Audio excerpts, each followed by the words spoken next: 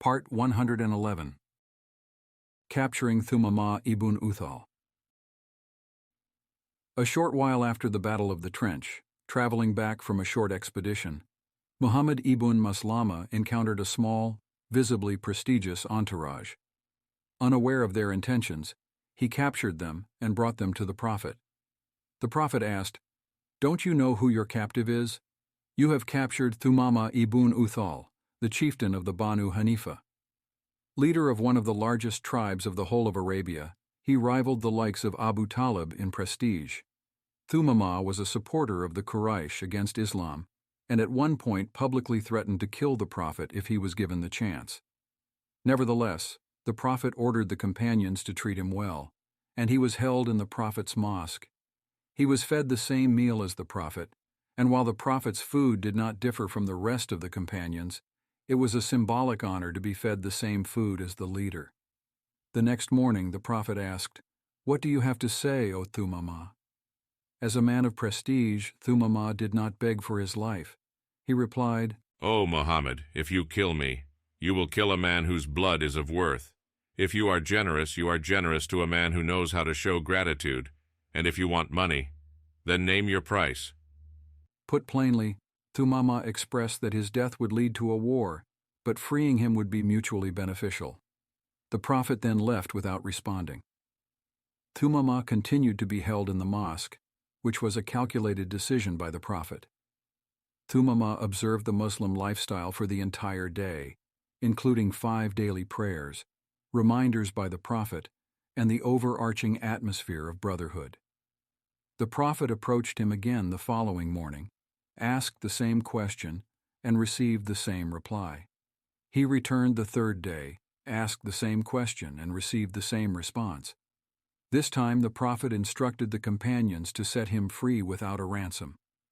Thumama was released, and he immediately took a bath, then declared, "I bear witness that there is no God but Allah, and I bear witness that Muhammad is the messenger of Allah." He then said, "O Muhammad, I swear by Allah that there was no face in this world more despised to me than yours. But now, by Allah, it is the most beautiful face to me.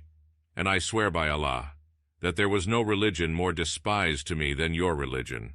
But now, by Allah, it is the most beautiful religion to me. And I swear by Allah that there was no city more despised to me than your city. But now, by Allah, it is the most beautiful city to me." Within 3 days of observing the Prophet and the companions, Thumama's heart flipped, and Islam entered it entirely.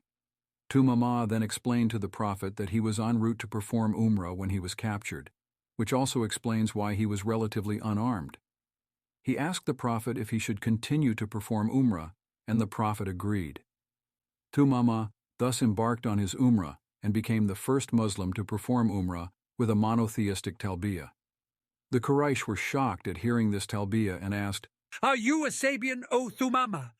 Thumama replied, "No, I have become a Muslim."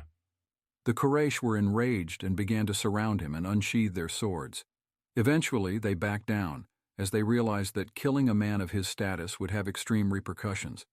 Thumama, in turn, was furious and threatened, "By Allah, not a single grain will reach Mecca until the Prophet explicitly commands me to do so." Most of the produce in Mecca was brought through routes controlled by Thumama, and so the Quraysh were wholly dependent on his cooperation.